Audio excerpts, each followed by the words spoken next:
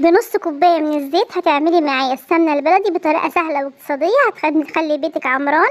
هتعملي معايا سمنه بلدي اقتصاديه بنص كوبايه من الزيت، شايفين شكلها ازاي؟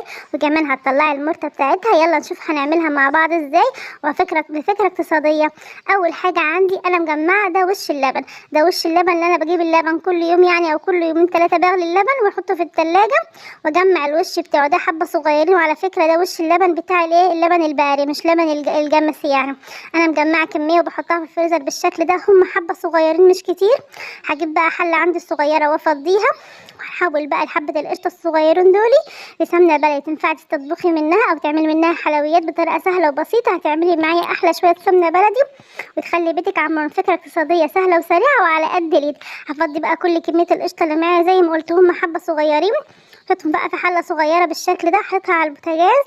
هسيبها لغايه بقى يعني ايه تبدأ تفور معايا بالشكل ده، بس لازم اوطي النار عشان هي بتفور بالشكل ده. بدأت تفور معايا برضو، انا موطيه النار وكل شويه بقلب فيها يعني ايه، مستمره في التقليب لحد ما تفصل معايا وتحول السمنه يعني وتفصل معايا. عندي هنا بدأت تفصل معايا، ما شايفين ما شاء الله. نزلت عليها بنص كوبايه من الزيت. ممكن تحطي كمان معلقتين كبار، او لو عندك سمنه نباتي ممكن تزودي كمان معلقتين. لو ما عندكيش هي كفايه نص كوبايه الزيت. قلبيها بالشكل ده. بدأت تفصل معايا، شايفين شكلها؟ المرته بتاعتها تطلع على الوش ازاي يعني، المرته بتاعت السمنه شايفين شكلها؟ والسمنه بقت تحت. سيبها لغايه تبدا تاخد معايا لون اصفر ذهبي يعني خفيف عشان ما تغمقش معايا وتتحرق. انا برضو مهديه النار، بفضل اقلب فيها بالشكل ده. تفضل بقى لحد ما دي ايه ما تاخد لون يعني ايه ذهبي خفيف بالشكل ده.